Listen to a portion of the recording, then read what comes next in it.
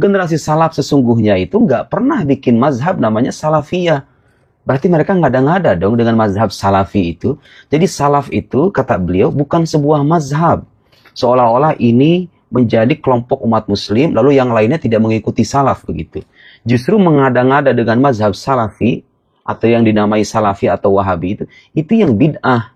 Merasa kelompoknya sebagai pengikut salaf, yang lain tidak. Itu yang bid'ah sebetulnya. Karena nggak ada generasi salaf itu yang menjadikan kesalafan itu sebagai mazhab. Tapi salaf itu, kata beliau, itu satu periode kehidupan dari generasi Islam awal yang sangat cocok untuk dijadikan keteladanan.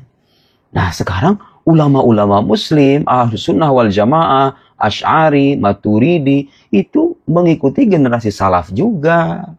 Ya, jadi mazhab Asy'ari, mazhab Maturidi juga mengikuti generasi salaf. Dan mereka tidak menamai dirinya sebagai salafiyah.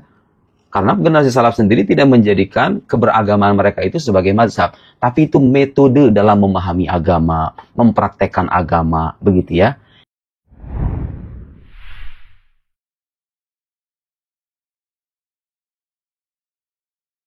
Tapi Imam Ahmad senantiasa bertahan sampai Allah berikan akhirnya pembebasan. Bahkan terangkat namanya. Tapi istimewanya dia tidak membalas atau berdendam kepada lawannya. Ketika khalifah sudah menyebelah kepadanya, setelah sebelumnya 3 atau 4 khalifah terhasut oleh ahli bid'ah, sehingga Imam Ahmad tertuduh jadi ahli terhasut oleh ahli bid'ah, sehingga Imam Ahmad tertuduh sebagai ahli bid'ah. Padahal dia imamnya ahli sunnah. Jadi jangan heran kalau seandainya tuan-tuan yang wahabi-wahabi ini, enggak wahabi ya, saya yang salafi-salafi ini, enggak juga. Ini KW semua di sini nih. Ahli sunnah abal-abal, wahabi juga, salafinya juga tidak asli. Yang asli itu yang bercampur-campur. Ya, yang campur sunnah dengan bid'ah itu asli. Yang murni sunnah itu tidak asli. Begitulah dulu penilaian orang. Yang sesuai logika itu asli. Yang tak sesuai logika itu tidak asli. Jadi timbangannya sunnah itu bukan sunnah tapi logika. Timbangannya Al-Quran itu bukan Quran tapi pemikiran. Jadi mereka lebih percaya kepada pemikirannya daripada Al-Quran dan sunnah yang disampaikan kepadanya. Jadi Imam Ahmad adalah yang paling besar di antara yang disebutkan. Tentu masih ingat nama-nama yang disebutkan itu? Satu aja lah di antara disebutkan. Tidak ingat ya? Masa saya ingatkan lagi, pulang lagi. Nah, sebenarnya tapi saya tidak berhenti lagi di nama-nama itu ya. Di antara yang disebutkan Sufyan Ats-Tsauri. Kalau saya jabarkan lagi ini panjang lagi, ngulang lagi. Malik ibn Anas. Tahu kan? Al-Auza'i. Syu'bah ibn al-Hajjaj. Abdullah ibn al-Mubarak. Abul Ahwas. Salam ibn Sulaim namanya. Wa syarikan, Syarik bin Abdullah Al-Qadhi. Kenal dengan teguh dan kokoh memegang sunnah. Dan sangat anti dengan bid'ah dan ahlinya. Wa Waki'an, dan Waki'. Siapa Waki'? Ibnu Jarrah Ar-Ru'asi, guru Imam Asy-Syafi'i. Wa Yahya ibn Sa'id Al-Qattan, Imam Al-Jarh wa Ta'dil. Wa Abdurrahman ibn Mahdi, juga Imam Al-Ta'dil, setaraf dengan Yahya ibn Sa'id Al-Qattan. Dan menjadi orang yang menjadi penyebab ditulisnya kitab Ar-Risalah oleh Imam Asy-Syafi'i. Lihat kaum muslimin dan muslimat. Kemudian fa'ala unahu sahibu sunnah. Kemudian mereka ini berkata Ahmad ibn Salama, fa'alhaqtu bi khatti tahtahu, lalu saya tambahkan dengan tulisan tanganku di bawahnya, wa Yahya ibn Yahya, dan Yahya ibn Yahya An-Nisaburi, wa Ahmad bin Hanbal, sudah terlewat, wa Ishaq ibn Ibrahim, Ishaq ibn Ibrahim ibn Rahuya, yang direkomendasikan oleh Imam Ahmad, tak ada orang yang menyeberang sungai Khurasan ke Baghdad ini yang lebih faqih daripada Ishaq ibn Rahuyah. Dan tuan-tuan tahu Khurasan adalah gudangnya para ulama dulu di bidang fikih dan hadis. Ila hadzal mawdi' nazara ilaina ahlu Nisabur. Sampai ke sini ahli Nisabur pada melihat kepada kami. Wa qala haula'il qaumu yubghiduna Yahya ibn Yahya. Tapi orang-orang ini pada membenci Yahya ibn Nisaburi. Dan ini termasuk salah satu fitnah yang terjadi di antara para masyayikh. Seperti juga yang terjadi pada kita hari ini. Sahih? Di antara para masyayikh kita yang dikenal kokoh menegakkan sunnah, tapi juga terjadi hasud dan hasan. Hasud dan hasan. Gara-gara murid-murid juga kenal. Ya, mungkin kalah lah guru awak, adik guru inyornya kan. Akhirnya saling kan. Sampai-sampai pada menyampaikan hal-hal yang tidak menyenangkan. Kadang-kadang guru, ya walaupun kadang ilmu udah tinggi, tapi masih suka dihasut. Masih suka menerima lapor, siap laksanakan. Itu jadi masalah.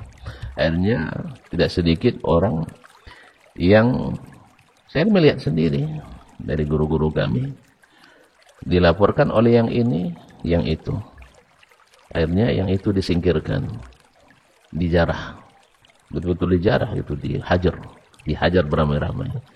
Besok dia dapat peluang pula ngadukan ini pula tercampak di syekh yang sama. Nah, besok syekh pula yang jadi korban. Allah musta'an. Udah besar murid ini, syekh pula yang diserangnya. Kayaknya di sini ada juga ya. Di negeri kita ada juga enggak? Ada ya. Kalau tuan-tuan tidak punya contoh, saya banyak sampelnya. Ya, murid yang melawan guru. Guru yang mencerca murid. Ini kecelakaan dakwah. Mereka tidak salah dari sisi pemahaman. Juga kadang tidak salah juga dari sisi manhaj. Tapi seperti tadi, di jalur lambat,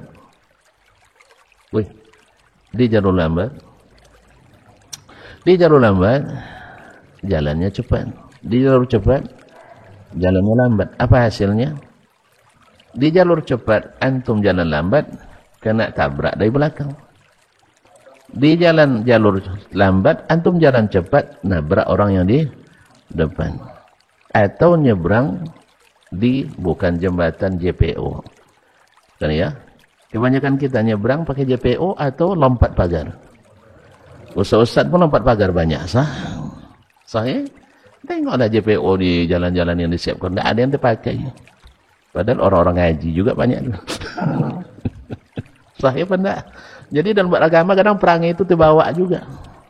Kalau tidak bercakap tentang orang, tidak ngaji namanya. Sahih? Sahih? Kalau tidak bicarakan ustaz, da'i, tidak ngaji namanya. Sehingga dianggap sebagai ilmu jarh wa ta'dil pada masa sekarang. Akhirnya saling menjarah. Itu yang terjadi. Oleh sebab itu, ini termasuk yang terjadi juga pada Imam Yahya ibn Yahya An-Nisaburi. Tetapi Imam Muslim tak peduli. Dia banyak meriwayatkan hadis dari Yahya ibn Yahya An-Nisaburi dalam As-Sahih. Alhamdulillah, para pengkritik Sahih Bukhari dan Muslim tak pernah menyalahkan riwayat Muslim dari Yahya ibn Yahya An-Nisaburi. Alhamdulillah. Akhirnya ilmunya tetap mengalir pahalanya, walaupun ada orang yang memfitnahnya. Bahkan Imam Al-Bukhari sendiri juga difitnah, diadu dengan gurunya Muhammad ibn Yahya Az-Zuhli. Imam Syafi'i awalnya juga tidak mudah diterima oleh kalangan ahli hadis. Karena dia berbicara tentang masail. Tahu masail? Masalah-masalah fikih dengan logika, dengan qiyas, ijtihad. Orang-orang hadis pada umumnya waktu itu, ya, yang tak terbiasa dengan fikih seperti Imam Ahmad, sulit menerima itu. Tapi setelah Ahmad rahimahullah, setelah ahli Makkah mendapatkan pembelaan Imam Syafi'i dari serangan ahli ra'i, baru mereka paham. Syafi'i rupanya sama kita dia. Jadi awalnya wait and see. Ini orangnya lain cakapnya, tidak pernah syekh kita bilang seperti ini, sah? Gitu kan? Tidak pernah ngaji sama syekh kita, sahih? Rupanya dulu ada juga rupanya ya, tidak ngaji di masjid ini, tidak kawan kita. Kalau ngaji di masjid ini berarti satu manhaj dengan kita, ada dari dulu. Jadi bukan sampel baru. Makanya ketika saya temukan di Madinah seperti itu, saya tidak merasa aneh. Bahkan ketika pulang ke Indonesia, banyak juga wait and see. Biarin aja, nanti mereka akan paham sendiri. Sebab kata Yahya bin Ma'in, "Idza katabta faqammis." Ketika sedang menulis ilmu, buka catatan selebar-lebarnya, tampung semuanya. Karena kita sedang menangguk. Tahu, kalau mau dia ikan, tahu mau dia anak ikan? Tuh, antum pilih-pilih. Kan enggak ya? Tangguk aja dulu. Nanti kumpul, setelah itu baru dipilah. Yang besar-besar, yang menengah, yang kecil, yang nak dilepas kembali, baru. Jangan tengok dulu. Lewat aja dulu, masih kecil-kecil. Nggak ada cerita. Karena waktu kita terbatas. Ambil dulu. Kecuali yang jelas-jelas sesat, artinya. Tapi kalau direkomendasi oleh kibarul ulama, lalu ada sebagian sigar yang mengatakan, jangan ambil deh, antum perhatikan yang mana, yang kibar atau yang sigar. Itu kita aja, alhamdulillah. Cuma kadang-kadang banyak yang tidak siap menerima hal tersebut, sehingga terjadilah apa yang terjadi. Kadang-kadang hanya perbedaan masalah yang memang khilaf di antara pendahulu mereka, guru-guru mereka. Seperti masalah, nanti masalah, tidak jadi kita sambung kajinya. Nah, hanya kadang-kadang tuduhan yang tak terbukti. Sebab sebagian mengatakan asal duduk dengan ahli bid'ah, otomatis jadi ahli bid'ah.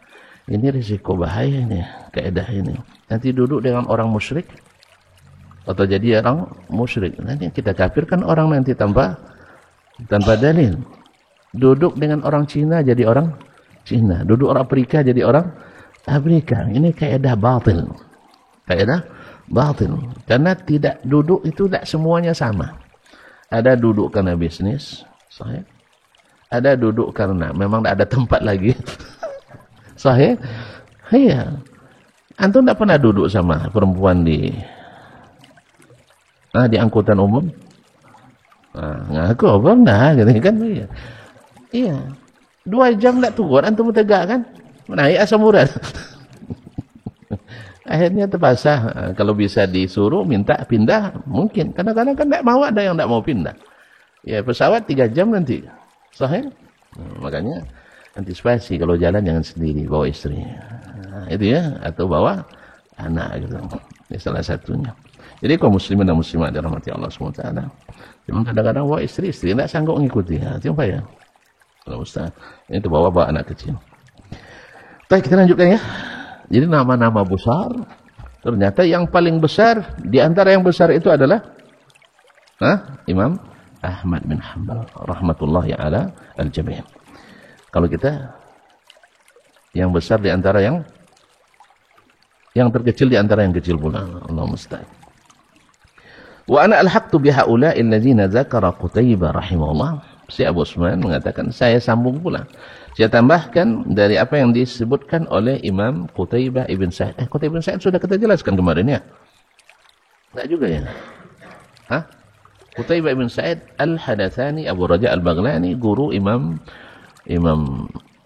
Bukhari, guru Imam Muslim, dan lain-lainnya min ashabul kutub as-sittah. Jadi riwayatnya masyhur ya, dikeluarkan oleh para ulama hadis dalam kutubul ummahat. Baik. Anna man ahabbahum fahuwa sahibu sunnah. Bahwa siapa yang mencintai mereka maka termasuk sahibu sunnah. Ada ahli sunnah min a'immatil hadis, dari kalangan imamnya ahli hadis. Jadi bukan pengikutnya saja, jadi imamnya ahli hadis. Alladzina bihim yuqtadawna, yang dicontoh. Wa bihadihim yahtaduna, bihim yaqtaduna wa bihadihim yahtadun, dan dengan cara hidup mereka mendapat petunjuk. Wa min jumlatihim wa syi'atihim wa anfusihim yu'adduna, dan mereka terhitung kelompok dan bagian yang tak terpisahkan dari ahli hadis. Wa fittiba'ihim wa atharihim yajiduna jama'atan akharin, dan dalam wa fittiba'ihim atharahum yajiduna jama'atan akharin, dan dalam mengikut athar riwayat-riwayat mereka didapatkan jamaah yang lain pula dari kalangan ahli hadis. Minhum Muhammad ibn Idris Asy-Syafi'i. Ini Muhammad ibn Idris Asy-Syafi'i. Masuk ahli sunnah enggak? Oh. Syekh. Enggak masuk? Imam Syafi'i enggak masuk? Ragu untungnya pernah. Awak ya, imam awak katanya ragu boleh macam mana pula. Imam Ahmad aja ya, Hambali nampaknya. Baik. Muhammad bin Idris Asy-Syafi'i. Wafat 241 ya. Wa Sa'id ibn Jubair, dan Sa'id ibn Jubair itu murid utamanya Abdullah bin Abbas dari kalangan tabi'in. Sa'id bin Jubair Al-Asadi dibunuh oleh Hajjaj ibn Yusuf Al-Thaqafi Al-Zalim, yang zalim. Kemudian Az-Zuhri. Zuhri tahu? Pak Zuhri. Di mana-mana ada Az-Zuhri. Saking terkenalnya beliau, yaitu Abu Bakar Muhammad ibn Muslim ibn Ubaidillah ibn Abdullah ibn Al-Harith ibn Hisham ibn Shihab Az-Zuhri dari Bani Zuhra. Imam, salah satu dari 6 tabi'in yang menjadi poros perpustakaan sanad hadis di Madinah. Beliau yang pertama mengumpulkan hadis secara besar-besaran, resmi atas instruksi pemerintah di masa Umar bin Abdul Aziz. Umar bin Abdul Aziz, dialah pelaksananya. Dulu di masa Abu Bakar yang mengumpulkan hadis, mengumpulkan ayat Al-Qur'an ada Zaid bin Thabit radhiyallahu anhu. Nah, di masa Umar bin Abdul Aziz yang mengumpulkan hadis adalah Ibnu Syihab Az-Zuhri ini. Wasy-Sya'bi, dan Imam Asy-Sya'bi, yaitu Amir ibn Syurahil Asy-Sya'bi. Nah, Wat-Taimi dan At-Taimi. Siapa At-Taimi di sini? Hah? Ibnu Taimiyah? Bukan, jauh nih. Ini dari kalangan tabi'in ini. Wat-Taimi yaitu la haula wala quwwata illa billah. Mu'tamir ibn Sulaiman At-Taimi. Mu'tamir ibn Sulaiman At-Taimi. Wa man ba'dahum, dan generasi setelah mereka. Ya, generasi setelah mereka. Sebenarnya Muhammad bin Idris Syafi'i generasi setelah ini sebenarnya. Karena Sa'id bin Jubair tabi'i, Az-Zuhri tabi'i, Asy-Sya'bi tabi'i, At-Taimi tabi'i. Sedangkan Asy-Syafi'i min tabi'il atba'. Setelah Imam Malik lagi. Tapi entah kenapa beliau mendahulukan, setelah itu dia katakan wa man ba'dahum, dan orang-orang setelah mereka, seperti Al-Laits bin Sa'ad. Al-Laits bin Sa'ad lebih dulu dari Imam Asy-Syafi'i. Mungkin karena tahu saya rahasianya. Tahu tak? Saya mazhab. Karena As-Sabuni mazhab fikihnya. Oh ya, As-Sabuni penulis kitab ini mazhab fikihnya Syafi'i. Kalau gitu dia orang Indonesia ya. Ahli Sunnah Indonesia. Nah. Maaf. Jadi makanya dahulukannya Asy-Syafi'i rahmatullahi alaih. Al-Laits bin Sa'ad, Asy-Syafi'i wafat 204. Al-Laits bin Sa'ad wafat 175. Nah, jauh kan? Al-Misri, dan beliau salah satu dari 4 fuqaha Islam yang menjadi rujukan fatwa di masa itu. Masih ingat ya? Sufyan Ats-Tsauri di Irak, Al-Auza'i di Syam, Malik bin Anas di Hijaz, dan Al-Laits ibn Sa'ad di Mesir. Yang eksis mazhabnya adalah dia ulang kembali, Ats-Tsauri, Al-Auza'i, Malik, Al-Laits. Siapa yang eksis mazhabnya sampai hari ini? Malik. Pada mereka dari sisi ilmu ya ini beda-beda banyak ya. Tidak beda-beda sedikit. Tapi Allah berikan keutamaan kepada Imam Malik, Imam Darul Hijrah. Zalika fadlullah yu'tihi man yasha. Maka Al-Laits bin Sa'ad itu laisa biduni Malik. Tidak kurang dari Malik ilmunya. Tetapi Allah lebihkan Malik dengan diberikannya murid-murid yang mencatatkan fatwa-fatwa dan ilmunya. Sedang Al-Laits, seperti kata Imam Az-Zahabi, ahlu Mesir dayya'uhu, orang-orang Mesir menyanyiakannya. Tak kenapa pula? Zalika sirru min asrarillah subhanahu wa ta'ala fi ibadi. Kemudian wal Auza'i di Syam, wal Thawri, dan Imam Ats-Tsauri di Irak 161, wa Sufyan bin Uyainah Al-Hilali, Sufyan bin Uyainah Al-Hilali di Hijaz 198. Kemudian Hammad ibn Salamah, dan Hammad ibn Salamah di Basrah Muhammad ibn Zaid juga di Basrah. Kalau Hamad ibn Salama ibn Dinar. Hamad ibn Salama ibn Dinar al-Basri. Kemudian Hamad ibn Zaid ibn Dirham. Ini ada apa? Ada semacam apa namanya? Latifah, sesuatu semacam apa anekdotnya. Ada yang bertanya mana yang lebih afdal, Hamad ibn Salamah ibn Dinar daripada Hamad ibn Zaid ibn Dirham. Lalu dijawab, yang datuknya dinar lebih berharga daripada datuknya dirham. Karena dinar lebih mahal daripada dirham. Paham ya? Jadi kalau dari sisi keutamaannya, kemuliaan posisinya, dari sisi martabatnya, dan pokoknya dari sisi ibadahnya, kesolehan dan macam-macam namanya, itu Hamad bin Salamah memang lebih tinggi daripada Hamad ibn Zaid. Mungkin karena dinar tadi. Dinar lebih berharga daripada dirham. Tapi dari sisi kekuatan riwayat, Hamad ibn Zaid lebih kuat riwayatnya daripada Hamad ibn Salamah. Walaupun dua-duanya thiqah. Dua-duanya thiqah. Nanti ketika riwayatnya beradu, baru tahu bahwa yang kuat riwayat Hamad ibn Zaid dibanding Hamad ibn Salamah. Tapi dari sisi kemuliaannya, keutamaannya, kelebihan-kelebihannya, Hamad ibn Salamah lebih terkenal daripada Hamad ibn Zaid. Wa Yunus ibn Ubaid, dan Yunus ibn Ubaid juga Al-Abid Al-Basri. Wa Ayyub As-Sakhtiyani, Ayyub bin Abi Tamimah As-Sakhtiyani, ini juga dari kalangan tabi'in. Nah, berarti Syekh mengatakan wa min ba'dihim ini mungkin bukan dari sisi zaman, mungkin dari sisi tingkatan. Kemudian Wabni Aun, dan Ibnu Aun yaitu Abdullah ibn Aun Al-Basri, salah seorang kibar tabi'in. Wa nudharaihim, dan yang sejawat dengan mereka. Wa min ba'dihim, dan di antara yang setelah mereka pula, mislu Yazid ibn Harun Al-Wasiti. Yazid ibn Harun Al-Wasiti yang dikenal dengan Al-Hammal. Dikenal dengan Al-Hammal, ini syekhnya Imam Ashabil Kutub Sittah, khususnya Imam Al-Bukhari. Dikenal dengan kana salban fi sunnah, sangat keras dalam menegakkan sunnah dan sangat anti dengan bid'ah dan ahlinya. Wa Abdul Razzaq ibn Hammam As-San'ani, Abdul Razzaq ibn Hammam As-San'ani, penulis kitab Al-Musannaf, penulis kitab Al-Musannaf 213. Wa Jarir ibn Hamid Ad-Dabbi, dan Jarir ibn Abdul Hamid Ad-Dabbi. Wa min ba'dihim, dan di antara setelah mereka adalah mislu Muhammad ibn Yahya Az-Zuhli. Muhammad ibn Yahya Az-Zuhli, gurunya Imam Al-Bukhari. Wa Muhammad ibn Ismail Al-Bukhari, Muhammad ibn Ismail Al-Bukhari. Wa Muslim ibn Al-Hajjaj Al-Khushairi, yaitu penulis kitab As-Sahihain. Wa Abi Dawud As-Sijistani, penulis kitab As-Sunan, Sunan Abi Dawud.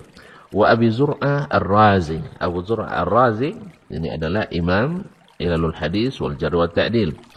Wa Abi Hatim Ar-Razi, dan mondonya, atau mondo ibarnya. Nah, karena Abu Hatim menikah dengan saudari perempuan Abu Zur'ah, dan dua-duanya sama-sama ahli di ahlian yang sama, yaitu Al-Jarh wa Ta'dil dan Ilalul Hadis.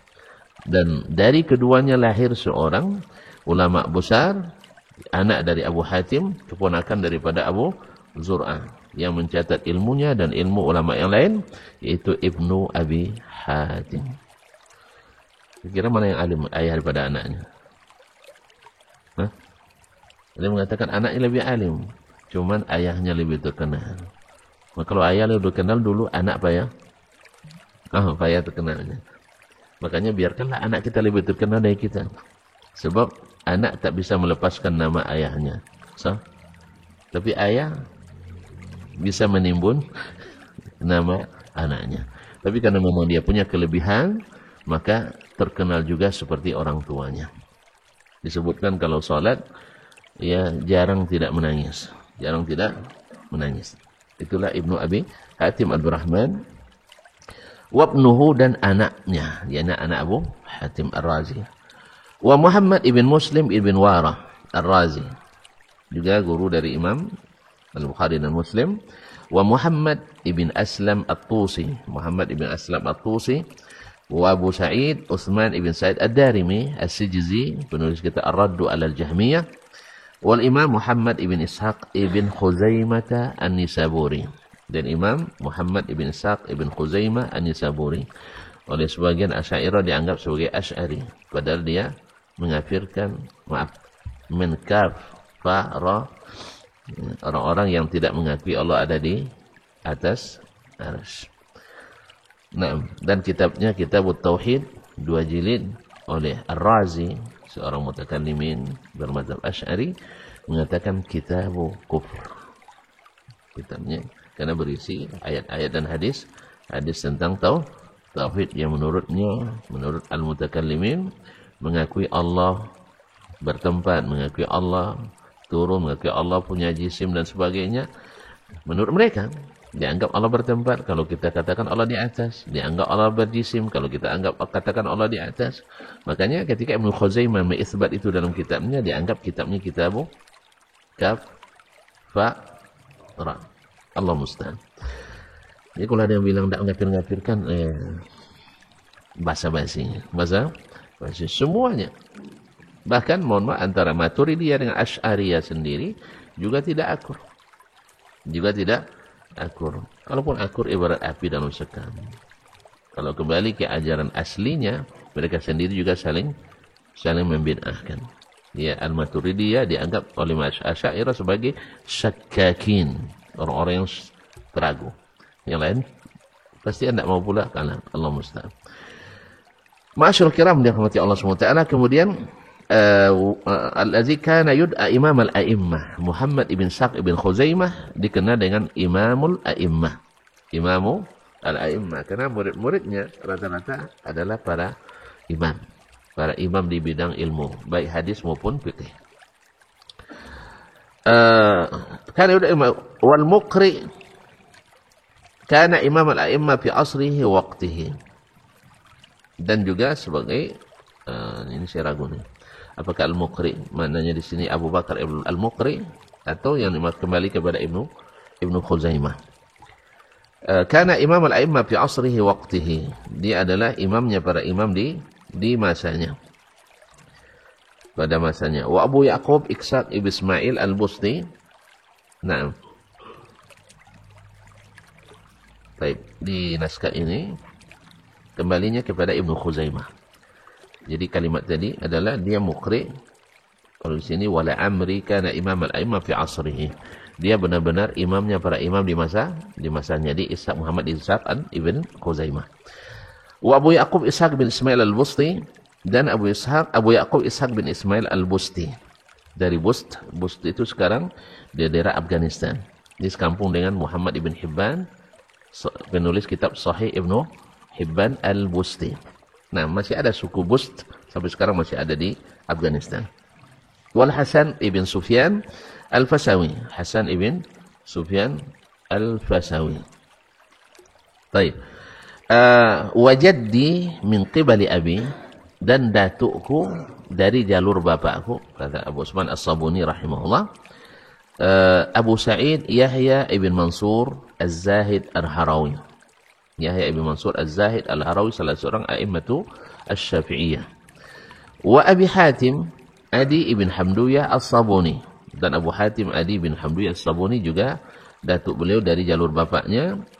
Wa waladaihi, dan kedua anaknya Sayfai Sunnah. Kedua anak yang digelar dengan Sayfus Sunnah, pedangnya sunnah. Berarti tajam dia, pedangnya sunnah. Abi Abdullah As-Sabuni wa Abi Abdurrahman As-Sabuni. Siapa dulu orang ayahnya? Masya Allah, tabarakallah. Wa ghairuh min a'immatis sunnatil mutamassikina biha, dan selain mereka dari kalangan imamnya ahli sunnah. Imamnya sunnah yang berpegang teguh kepada sunnah, nasirina laha, yang menolongnya, da'ina ilaiha, dan mendakwahkannya, walina alaiha, dan meletakkan loyalitas berdasarkan sunnah tadi. Berdasarkan sunnah. Inilah mereka yang disebut dengan ahli sunnah. Coba lihat, ada nggak di antara yang disebutkan orang-orang yang terlibat dalam ilmu al-kalam? Nggak ada. Jadi mereka yang disebut imam ahli sunnah dulu.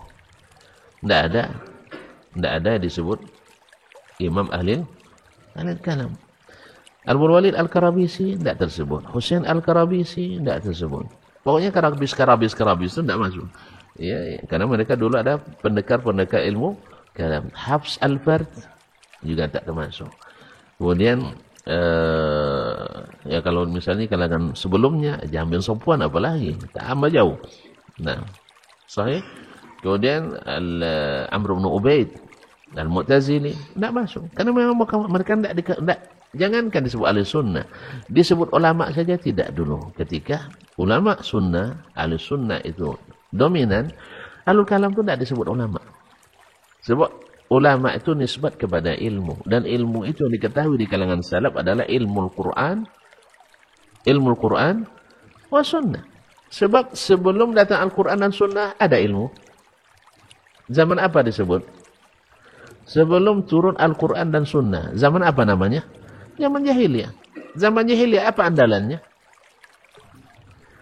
Jawablah kawan. Zaman jahiliyah apa dasar mereka berbuat? Akal dan nafsu. Tidak keluar dari pikiran atau perasaan. Antum merasa di sini kan? Memikir di sini. Sah? Kalau menurut hatinya rasanya bagus, masuk bagian agama. Kalau menurut pikirannya dikira bagus, masuk bagian dari agama. Orang jahiliyah beragama apa enggak? Mulai terjadi khilaf. Orang jahiliyah beragama enggak? Enggak ada sejak zaman dibukanya lahan di dunia ini untuk tempat tinggal, kecuali orang mesti ada agamanya. Termasuk animisme, agama enggak? Animisme itu agama. Orang tak bertuhan, itulah agama. Ateis, itulah agamanya. Sahih? Mereka mengatakan tidak bertuhan, tidak beragama, tapi itulah sebenarnya agamanya. Karena itu keyakinannya. Sahih? Jadi agama itu keyakinan. Nah, orang-orang jahiliyah beragama. Tapi kebanyakan dasar agamanya adalah pemikiran dan perasaan. Sesat mereka atau tidak? Sesat enggak? Sesat tempatnya di mana? Ya Allah. Tidak ada orang yang kesasar masuk surga? Hah? Ada orang tersesat masuk surga? Pas sampai surga, oh kok masuk ya? Saya tersesat masuk surga, ada? Tidak ada. Makanya semua sesat masuk neraka. Nah, kecuali Allah ampuni. Jelas ya? Sudah tersesat sampai ke sana dijemput pakai helikopter kan? Oke ya? Saya orang tersesat di Amazon. Ya. Atau mendaki di Renjani, atau mendaki di Bukit Barisan, tersesat. Kalau tersesat azab enggak? Tersesat azab enggak? Azab. Nah, cuman kadang ada penyelamatan. Sah? Nah, ada tim SAR turun. Sah? Demikian juga nanti orang-orang yang tersesat, hukum asalnya takkan pernah tersesat masuk surga. Tetapi kadang-kadang Allah Subhanahu wa taala mengizinkan mereka misalnya dapat syafaat. Dari mana? Hah? Mungkin dari Allah sendiri. Dari Allah sendiri. Karena amalannya yang mungkin mengalahkan amalan orang lain. Sedangkan mungkin kesesatannya bagi Allah SWT kalah oleh amalnya tadi. Tapi antum tahu enggak antum akan dimaafkan kan enggak kan? Maka jangan sesat. Takut nanti tidak ada yang jemput. Sahih? Jangan sampai tersesat.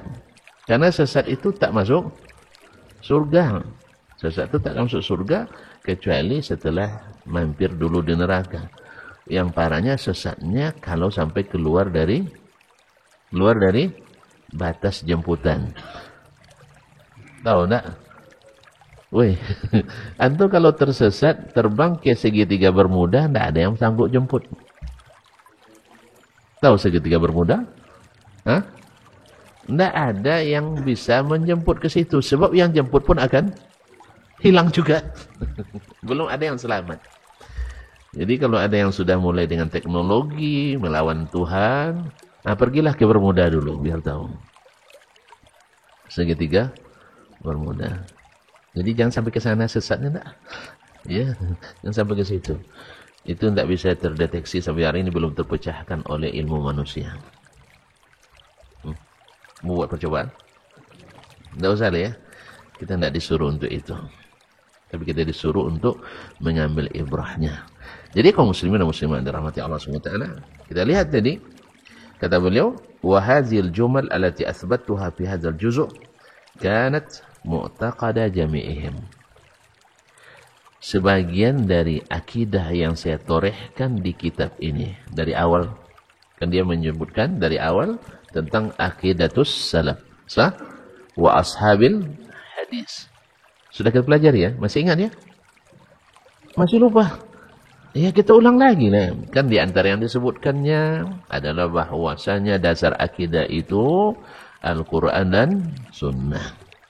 Dan bahwasanya Al-Quran dan Sunnah wajib diimani tekstualnya sebelum kontekstualnya. Mesti diimani makna zahirnya. Ini diimani zahirnya.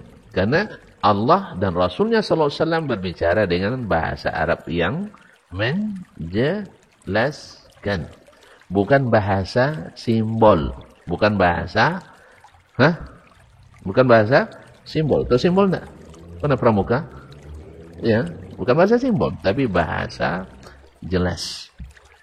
Bahwa sesungguhnya meyakini apa yang ada dalam Al-Quran Sunnah, itulah keyakinan as-salafus salih. Nah ini, jadi kata beliau, apa yang saya torehkan di sini, walaupun ringkas dan sedikit, itulah keyakinan semua ulama yang kami sebutkan tadi. Keyakinan Malik, keyakinan Asy-Syafi'i, keyakinan Ahmad bin Hanbal, keyakinan Ats-Tsauri, Sufyan bin Uyainah, Abdurrahman bin Mahdi, Ishaq bin Rahuya, Abul Ahwas Salam bin Sulaim, Asy-Sya'bi, Al-Laits bin Sa'ad, Az-Zuhri, dan semuanya dia sebutkan. Itulah keyakinan mereka. Jadi kalau ada yang mengatakan bahwa Asy-Syafi'i sama keyakinannya dengan Asy'ari misalnya, kita perlu bukti. Perlu bukti. Ambil masalah per masalah. Ketika Asy'ari mengingkari Allah di atas aras, kita tanya ke Syafi'i. Apa kata Syafi'i? Sama enggak? Kalau enggak sama berarti klaim. Makanya wajarlah mereka tidak berani menjadikan Imam Syafi'i sebagai imam dalam bab akidah. Makanya dipisah-pisah. Kalau akidah, ini imamnya. Kalau syariah, ini imamnya. Kalau tasawuf, ini imamnya. Kalau tarekat, ini imamnya. Menjahid, ini imamnya. Banyak sekali imam. Membingungkan. Sahih? Padahal kita, kalau kita ambil Imam Asy-Syafi'i sebagai imam, selamat kita. Di fikih dia juga, di tarekat dia juga. Sah? Cuman tarekatnya Imam Syafi'i tidak pakai kelambu. Ya, tarekat Imam Syafi'i tidak membangun kuburan dekat masjid. Tarekatnya Imam Syafi'i tidak tawassul kepada orang mati. Itulah tarekat Imam Syafi'i. Makanya tidak berani orang itu menjadi Imam Syafi'i imam dalam bab akidah. Sebab bagi mereka, kalau jadikan Syafi'i, rusak Asy'arinya. Akhirnya dipisah. Sehingga dibuat alasan Syafi'i kan tidak ahli akidah. Oh ya Masya Allah. Masya Allah, orang yang tersesat 40 tahun lamanya, tiba-tiba taubat, jadi imam langsung. Lebih hebat dari yang sejak umur 7 tahun sudah hafiz Quran. Yang kecerdasannya di atas rata-rata. Hafal hadis, mendalam fikihnya, dan ahli ibadahnya. Dikenal tafsirnya, ahli bahasa Arabnya, ahli balaghahnya. Oh, tidak bisa jadikan untuk imam dalam akidah. Ini yang baru taubat, langsung jadi imam bab akidah. Aneh bin ajaib. Berarti selama ini sampai tahun 300 umat Islam Ahlussunnah tidak punya imam. Tidak punya imam, nunggu dulu orang sesat nih jadi imam. Nasallallahu sana, ini cara berpikir yang sangat apa Ustaz? Sangat pemikiran yang sangat tidak logis. Dia sampai tahun 300 lebih udah tobat. Mu'tazilah ini dulu. Dia sampai umur 40 baru dia tobat. Langsung jadi imam Ahlussunnah wal Jamaah. Berarti sebelumnya Ahmad tidak jadi imam. Syafi'i tidak jadi imam. Lah, imamnya. Terus kenapa tidak jadikan mereka imam di akidah juga? Nah, habis itu dibilang, kalian ini siapa imamnya? Awal jelas imamnya. Rasulullah SAW. Karena kita ahlus sunnah, maka ikut sunnahnya Nabi, bukan sunnahnya Asy'ari. Jangan marah enggak? Ya karena tonton juga bilang begitu. Kalian tidak ikut, tidak ada imamnya katanya. Karena itu, kalian tidak ada. Tanyalah orang-orang salafi, tidak ada imamnya katanya. Dia pula yang jawab. Imam kita adalah Rasulullah SAW. Berarti kalian mujtahid semua. Itu pula syubhatnya. Memang dulu sahabat yang belajar ke Nabi mujtahid semua ya. Yang bertanya ke Nabi ulama semua. Sahabat semuanya ulama. Sebagaimana dulu Nabi menerima siapapun orang awam yang bertanya, demikian pula hak orang awam untuk bertanya ke Nabi, ke hadis Nabi secara langsung. Sahih? Karena orang awam tidak akan berfatwa. Nah, kalau fatwa nanti baru cari ustaz ahli fatwa. Alhamdulillah kita punya mufti. Alhamdulillah di Indonesia ada MUI-nya, tanya ke MUI kalau masalah fatwa. Sahih? Tapi kalau masalah amal, mengamalkan hadis, apa payahnya? Bila kalian masuk ke rumah orang, apa kata Nabi? Ucapkan salam dulu, minta izin, jangan langsung nyelonong aja. Masuklah nggak langsung ke dapurnya kan? Tidak masuk adab. Tidak pandai mengamalkan hadis itu, salam dulu, tidak paham. Paham kan? Perlu juga panggil Imam Syafi'i dulu. Perlu panggil mujtahid dulu, kan tidak. Bahwa menyentuh tangan wanita yang tidak halal lebih berat daripada memegang ditusuk kepala dengan jarum dari api. Tidak juga paham. Tunggu Imam Syafi'i dulu nafsirkan. Paham antum hadis ini tak? Langsung paham kan? Bahwa kalau ada tangan lembut yang dijulurkan, jangan disambut. Apa sebab?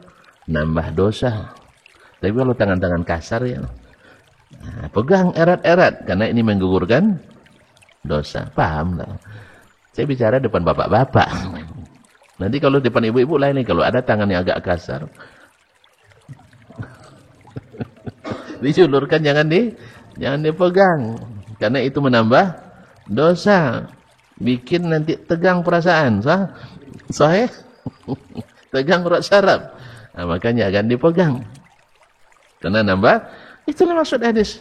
Ini tidak perlu mujtahid. Ketika Nabi menyebutkan nanti hari kiamat Allah akan datang menghisap kita. Paham tak datang? Paham kan? Datang tak paham. Subhanallah. Harus tanya Imam Syafi'i dulu. Datang tak boleh? Datang, tak tahu makna datang. Alhamdulillah. Berarti Allah akan hadir menghisap kita. Lalu Nabi katakan, tidak seorang pun dari kalian di hari kiamat kecuali akan diajak bicara langsung oleh Allah. Payah memahaminya? Payah memahaminya? Tanpa perantara. Berarti Allah bertanya, Dasman, ini kamu amalkan. Betul apa tidak? Jawaban saya? Ya Allah. Kalau saya mendebat berarti saya tongkau tuh. Yang mendebat-debat itu yang tongkau-tongkau. Makanya kata Nabi SAW, menukisal hisab uzib. Siapa yang hisabnya didiskusikan, dimunakosahkan, pasti tidak lulus. Diazab. Makanya, iya. Kalau berbantah-bantah, saling mendebat, nanti pasti kita kalah.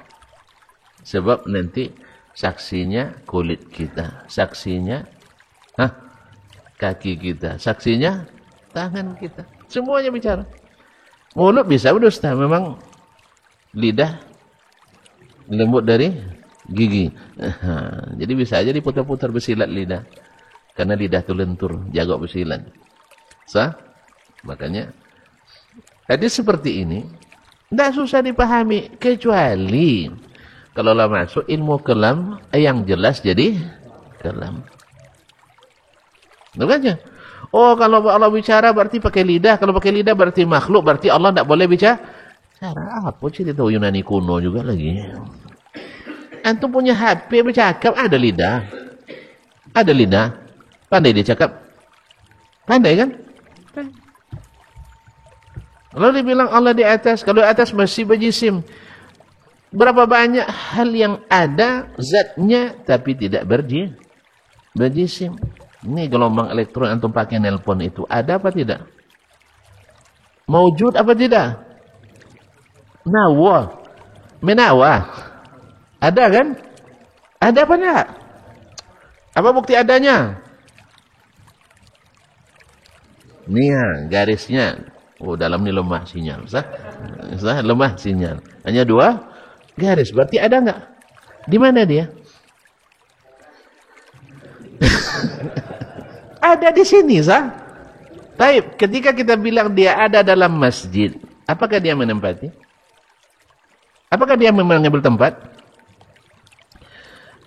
Ada dia ngambil tempat. Sempit kita jadi gara-gara sinyal tuh. Enggak, berarti tidak ada tempat yang digunakannya. Paham? Barangnya ada.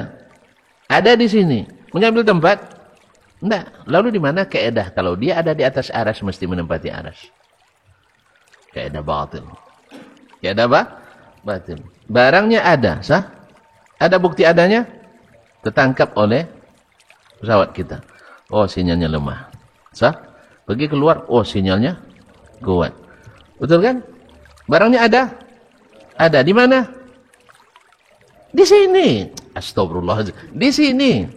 Coba kalau antum pergi ke hutan Amazon, tidak ada sinyal, sah? Sah ya? Berarti tidak ada di situ. Kok antum bilang tidak ada? Di sini. Kan di sini adanya. Kalau nak lebih kuat, pergi keluar, sah? Berarti di luar juga ada. Ada menempati? Tidak menempati. Kenapa antum wajibkan kalau Allah di atas aras mesti menempati? Paham? Paham? Tidak nampaknya. Harus diulang lagi nampaknya. Harus diulang terus. Barang yang jelas seperti itu, masuk ilmu kalam menjadi gelap kembali. Itu yang bikin payah akidah itu. Habis itu diklaim sebagai akidah mayoritas. Pada orang mayoritas tidak belajar ilmu kalam. Di mana pula mayoritasnya. Ini yang aneh bin ajaib. 95% orang berkeyakinan Asy'ari kan. Kalau Salafi? Dikit. Wahabi? Lebih dikit lagi. Allah musta'an. Tidak. Kalau ditanya orang yang tidak belajar ilmu kalam, pasti sesuai sunnah keyakinannya. Allah di mana, Nek? Jate yongnya. Itu yang tidak belajar ilmu kalam loh. Ya, hati nak ya, jangan lupa yang di atas. Tidak ada yang bilang yang tidak bertempat. Nah, belum pernah saya dengar orang-orang kampung tuh bilang ingat yang tidak bertempat. Mana? Pasti yang di atas. Alhamdulillah saya sudah tanya dengan kawan-kawan dari berbagai negara, dengan berbagai bahasa. Orang Islam itu gimana keyakinan orang-orang awamnya yang tak belajar S1, S2 ilmu filsafat Yunani. Pasti jawabannya sama. Ya, Allah itu di atas. Itu di mana pula mayoritasnya. Kalau maksudnya ulamanya mayoritas bermazhab Asy'ariyah. Kapan itu? Sekarang? Enggak juga. Yang banyak menulis ilmu itu adalah ahlus sunnah. Lihatlah, bandingkan antara si fulan misalnya ahlul kalam di sebuah negara. Jadi rujukan utama. Berapa kitab yang dia tulis? Kitab kecil-kecil, tipis-tipis. Itu pun banyak bid'ahnya. Sah? Bandingkan dengan misalnya Syekh Al-Utsaimin. Kitabnya ratusan jilid. Sah? Syarah ini lengkap. Yang bicara ilmu kalam itu tidak ada kitab yang selesai dia bahas. Kecuali kitab fitnah Wahabiyah. Fitnah Wahabi. 1 jilid. Kemudian isinya banyak bid'ah pula. Iya, Syekh bin Baz fatwanya saja puluhan jilid. Kalau mensyarah kitab sampai selesai, baca kitab sampai berkali-kali. Syarah Sahih Muslim saja dia baca, kalau salah dia baca sampai selesai 11 kali. Fathul Bari dibaca lebih dari 20 kali sampai selesai. Antum udah berapa kali? Antum bilang pula beliau tidak paham. Awak sekalipun tidak pernah selesai. Bilang pula tidak paham hadis. Makanya kadang-kadang orang bicaranya lebih besar, namanya lebih besar daripada ilmunya. Gara-gara media. Allah musta'an. Jadi yang menulis seperti murid Syekh Al-Albani rahimahullah di Maroko, tapi saya belum melihat kitabnya. Kabarnya beliau sudah menuntaskan tafsir bis sunnati sahihah. Ini bagus ini. Jadi kitab tafsir Al-Quran, tapi dengan hadis-hadis yang sahih. Karena tafsir dengan hadis banyak. Tapi yang mengkhususkan dengan hadis sahih, ini pertama. Ya Syekh Dr. Muhammad bin Rahman Al-Maghrawi. Itu hanya 50 jilid. Nah, bawa sini ulama Asy'ari yang menulis tafsir dengan sunnah yang sahih. Jadi mana dominannya? Oh dulu, nah kita lihat Al-Khatib Al-Baghdadi dalam kitabnya Tarikhu Baghdad, ya, menulis biografi para ulama yang pernah tinggal, lewat, belajar atau mengajar di Baghdad dari sejak zaman sahabat sampai masa beliau hidup. Beliau wafat 463. Abad keberapa tuh? Kelima lah. Kalau tahun 400-an abad kelima. Beliau mencatat 7.783 nama ulama Ahlus Sunnah. Atau para ulama yang pernah hadir di Baghdad. Lihat. Silahkan cari dari 1.000 orang, 5 orang ahlil kalam. Asy'ariyah Maturidiyah. Sudah ada enggak Asy'ariyah Maturidiyah di zaman itu? Sudah ada enggak Asy'ari di zaman itu? Perlu belajar. Abul Hasan Asy'ari lahir 260, wafat 324. Al-Khatib 463. Sudah ada enggak Asy'ari di masa itu? Itu Bapak di alun. Sudah ada apa belum? Sudah ada. Nah, ternyata oleh Al-Khatib Al-Baghdadi, ulama-ulama Al-Asy'ariyah wal Maturidiyah itu tidak dianggap ulama. Kecuali yang mereka memang yang ada ilmu tentang sunnah. Tapi terpapar oleh pemikiran ilmu kalam itu. Nah, dari 1.000 orang yang ada di Baghdad, di tarikh Baghdad, cari 5 saja ahli kalam yang masuk golongan ulama. Tidak akan ketemu. Di mana pula mayoritasnya. Nah, silakan baca aja lah dari Baghdad tuh. Kan hanya 14 jilid kok. Ya, hanya 14 jilid, cetakan lama. Cetakan baru 18. Ya, silakan baca aja. Bawa sini 5 orang. Dari 1.000 ulama Asy'ariyah yang disebutkan oleh Imam Al-Khatib Al-Baghdadi. Karena dulu pusatnya kan di Baghdad. Sah? Abul Hasan Asy'ari sudah wafat 324. Berarti di tengah-tengah itu ya. Jadi sudah ada imam-imamnya, sudah ramai. Cuman Al-Khatib tidak menganggapnya bagian dari ulama.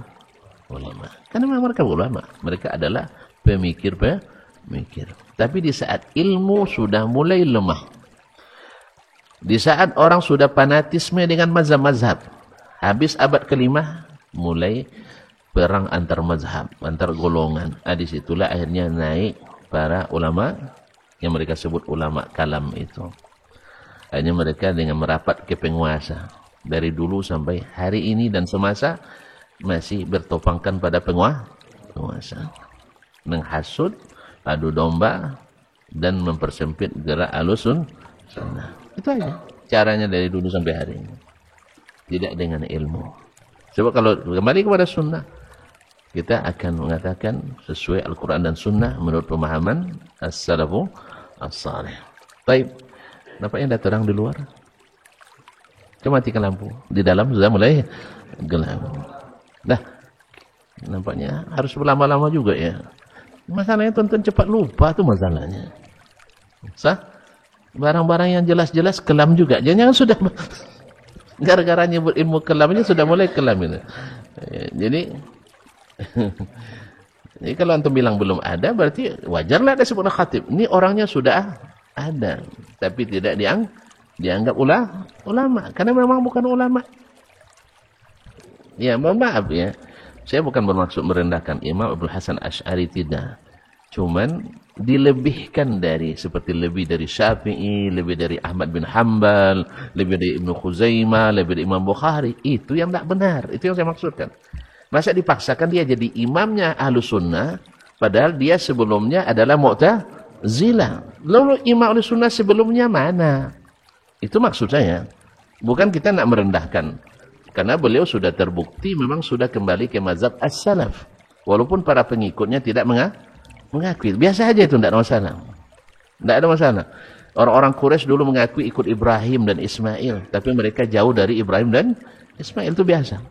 Jadi pengikut hanya sampai periode kedua. Periode ketiga mereka ingkari. Cuman bukti-bukti dari kalangan Asy'ariyah sendiri, seperti panjang lagi nanti, Abul Qasim Al-Asakir dan yang lain-lainnya menyebutkan, bahkan yang terakhir seperti Muhammad Yasin Al-Fadani yang dibanggakan sebagai musnidud dunya dari kalangan Asy'ari di masa ini, beliau juga meriwayatkan kitab-kitab setelah taubatnya Abul Hasan Al-Asy'ari dengan sanad bersambung. Kalau diingkari juga sama dengan mengingkari matahari di siang bolong. Tapi tidak ada masalah, tidak usah pun diakui, tidak masalah. Kalau memang tak kembali, berarti tetap dengan kesesatan di periode kedua. Tapi kalau kembali, ikutlah Imam Abul Hasan, karena sudah mengikuti mazhabnya Imam Ahmad bin Hanbal yang dulu ditentang oleh orang-orang yang sepaham dengan Al-Asy'ariyah, masalah khalqul Quran.